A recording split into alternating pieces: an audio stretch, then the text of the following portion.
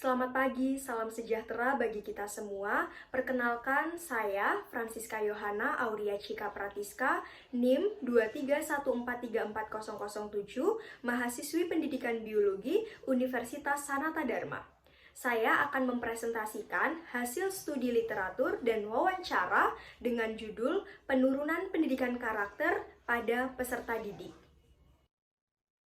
Dalam laporan ini, wawancara dilakukan bersama dengan Bapak Agustinus Prihadiartanto, SPD, MED, sebagai Kepala Sekolah SMA Kolose de Brito, Yogyakarta, dan sebagai dosen Bahasa Indonesia Universitas Sanata Dharma. Mengapa saya membahas topik ini? Karena menurut saya, penurunan karakter peserta didik menjadi salah satu permasalahan sistem pendidikan di Indonesia. Selain itu, semakin banyak kasus-kasus tidak terpuji yang terjadi pada peserta didik di lingkungan sekolah dan sulit untuk diatasi. Dalam laporan ini terdapat dua rumusan masalah dan juga dua tujuan penulisan. Rumusan masalah yang pertama adalah saja faktor-faktor penyebab penurunan pendidikan karakter peserta didik, dan tujuan penulisannya adalah memaparkan beberapa faktor-faktor penyebab penurunan pendidikan karakter peserta didik. Rumusan masalah yang kedua adalah apa saja upaya efektif yang dapat dilakukan untuk mengatasi penurunan pendidikan karakter pada peserta didik, dan tujuan penulisannya adalah menjelaskan upaya efektif yang dapat dilakukan untuk mengatasi penurunan pendidikan karakter pada peserta didik. Selanjutnya adalah manfaat penulisan. Dalam laporan ini terdapat dua manfaat penulisan. Yang pertama bagi pembaca, yaitu untuk memperluas wawasan dan mengetahui penurunan pendidikan karakter peserta didik di Indonesia. Selain itu bagi penulis, yaitu untuk memuaskan keingintahuan penulis untuk menganalisa secara mendalam mengenai penurunan pendidikan karakter peserta didik di Indonesia. Selanjutnya adalah pembahasan. Dalam pembahasan ini akan dijelaskan mengenai dua hal. Yang pertama adalah faktor-faktor penyebab penurunan pendidikan karakter peserta didik. Ini terdiri dari peran orang tua, peran pendidik di sekolah, globalisasi, dan pergaulan bebas. Yang pertama adalah peran orang tua. Orang tua memiliki tanggung jawab yang penuh dalam pembentukan dan pengembangan karakter anak yang seharusnya dilakukan sejak anak usia dini. Nah, seringkali orang tua menerapkan pola asuh yang keliru terhadap anaknya. Pola asuh yang keliru itu dapat menghambat pembentukan karakter pada anak dan dapat mempengaruhi psikologis anak. Menurut Eli Rosman, dalam Sukanda 2016 terdapat pola asuh yang keliru yang sering kali diterapkan oleh orang tua zaman sekarang. Seperti memerintah anak dengan cara yang kurang baik, menyalahkan anak di depan umum dengan emosi, meremehkan anak ketika anak melakukan sesuatu, membandingkan anak dengan anak orang lain, berbohong kepada anak, tidak peduli kepada anak, dan sering menyindir anak dengan cara yang kurang baik. Selain pola asuh yang keliru, terdapat faktor-faktor lain yang dapat menyebabkan atau mempengaruhi penurunan pendidikan karakter anak, seperti rendahnya pemahaman orang tua terkait dengan pembentukan karakter anak, kemudian keterbatasan dana atau biaya, dan kurangnya sarana prasarana dalam mendidik anak. Banyak orang tua yang mengambil keputusan tanpa memikirkan perasaan anak, seperti banyaknya kasus-kasus perceraian. Nah, dari kasus perceraian itu berdampak buruk bagi anak, seperti anak kehilangan kasih sayang dari kedua orang tuanya, dan anak sulit mengambil keputusan secara bijaksana. Oke, yang kedua adalah peran pendidik. Nah, pendidik itu tidak hanya berperan untuk mengajarkan materi pembelajaran saja kepada peserta didik, namun pendidik juga berperan untuk pembentukan dan pengembangan karakter peserta didik. Terdapat tiga faktor penghambat pembentukan karakter peserta didik yang sering kali terjadi di sekolah-sekolah. Yang pertama adalah pendidik terlalu galak. Nah, pendidik yang terlalu galak itu akan menyebabkan peserta didik menjadi kurang percaya diri, takut untuk berpendapat, dan mengemukakan suatu hal, dan juga sulit untuk mengeksplor dirinya sendiri. Yang kedua, pendidik bersikap acuh. Nah, pendidik yang bersikap acuh itu akan mempengaruhi pembentukan karakter peserta didik. Guru yang bersikap acuh akan menimbulkan sikap kurang simpati yang dapat menimbulkan kurangnya interpersonal antara pendidik dan peserta didik. Yang terakhir adalah pendidik mempermalukan peserta didik.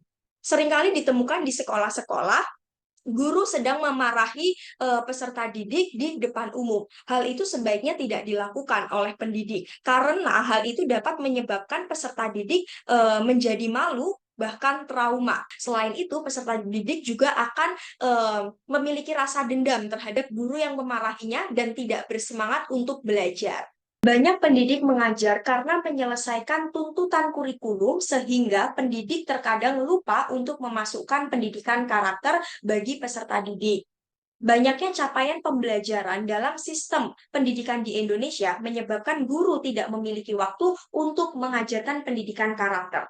Yang ketiga adalah pergaulan bebas. Jika lingkungan pertemanan melakukan hal-hal yang negatif, maka akan berpengaruh pada peserta didik. Nah, memilih pergaulan atau memilih lingkungan pertemanan yang positif ini sangat penting bagi peserta didik agar peserta didik tidak terjerumus atau tidak terbawa arus ke hal-hal yang negatif.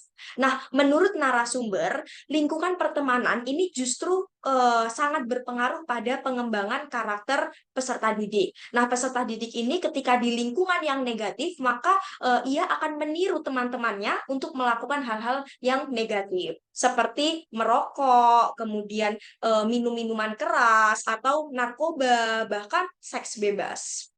Yang terakhir adalah globalisasi. Globalisasi adalah suatu proses masuknya segala aspek dalam pembaruan dalam lingkup dunia.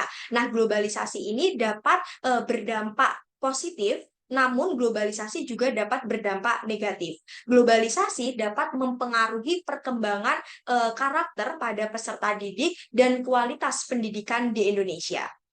Nah, dampak dari globalisasi itu seperti banyak siswa atau peserta didik yang kecanduan game online karena kemajuan teknologi dan komunikasi. Nah, selain itu juga banyak siswa yang mengandalkan Google untuk mengerjakan tugas tanpa membaca buku atau mencari jurnal-jurnal yang relevan. Globalisasi membuat peserta didik menjadi malas, malas untuk membaca buku, malas untuk membaca jurnal-jurnal. Tapi jika globalisasi atau kemajuan teknologi itu bisa digunakan secara bijaksana, maka akan menghasilkan hasil yang bagus juga.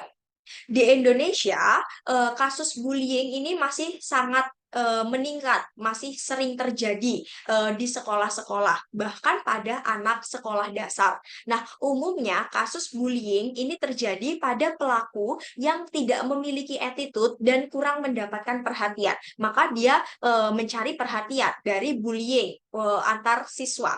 Nah, biasanya bullying ini terjadi karena peserta didik menonton hal-hal yang mungkin tidak senonoh atau hal-hal yang mungkin tidak baik dari media, seperti media televisi atau media sosial lainnya. Oke, dalam pembahasan yang kedua akan dijelaskan secara rinci mengenai upaya efektif mengatasi penurunan pendidikan karakter pada peserta didik yang terdiri dari dua. Yang pertama adalah penerapan pendidikan karakter di lingkungan keluarga dan yang kedua adalah penerapan pendidikan karakter di lingkungan sekolah. Penerapan pendidikan karakter di lingkungan keluarga.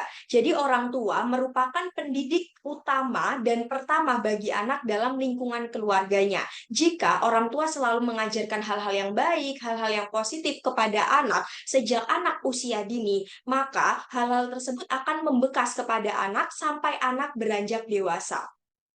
Menurut Widianto 2015, terdapat beberapa nilai karakter yang seharusnya ditanamkan kepada anak sejak dini, seperti tanggung jawab, kejujuran, disiplin, tata krama, kesopanan, dan cinta kepada Allah. Jika anak melakukan hal-hal yang positif, maka sebaiknya orang tua memberikan reward atau memberikan pujian kepada anak tersebut. Namun, jika anak melakukan hal-hal yang mungkin tidak baik atau hal-hal yang negatif, maka sebaiknya orang tua dapat menasehati anak secara bijaksana.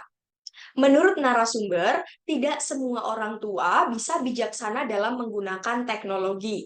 Jika orang tua ingin anaknya bijaksana dalam menggunakan teknologi, maka orang tua tersebut harus dididik terlebih dahulu supaya bisa bijaksana dalam menggunakan teknologi, sehingga bisa mengajarkan anaknya atau anaknya bisa meniru hal-hal baik dari orang tuanya dalam perkembangan teknologi. Selanjutnya adalah penerapan pendidikan karakter di lingkungan sekolah. Jadi penerapan pendidikan karakter pada lingkungan sekolah ini sangatlah penting bagi peserta didik. Dalam penelitian di SDN Gayam Sari 01 Semarang ini ternyata menerapkan pendidikan karakter pada peserta didik. Yang pertama adalah kegiatan kedisiplinan melalui upacara bendera. Jadi upacara bendera itu dapat melatih karakter disiplin dan dapat memiliki rasa nasionalisme pada peserta didik. Selain itu, terdapat kegiatan amal pada peserta didik ini ketika pelajaran agama. Nah, kegiatan amal tersebut menjadi salah satu bentuk penerapan pendidikan karakter karena melatih peserta didik untuk melakukan hal-hal yang positif dan mengajarkan peserta didik untuk berbagi kepada sesama serta peduli kepada orang-orang yang membutuhkan. Menurut Widodo 2018, kepala sekolah memiliki peran yang sangat penting dalam meningkatkan dan mengimplementasikan pendidikan karakter pada peserta didik. Nah, hal tersebut dikarenakan kepala sekolah ini sebagai pimpinan yang tertinggi di sekolah, baik SD, SMP, maupun SMA.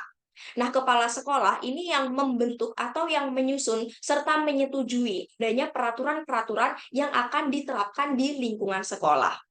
Nah, semakin hari kasus bully ini sangat marak terjadi di lingkungan-lingkungan sekolah, bahkan di lingkungan sekolah dasar.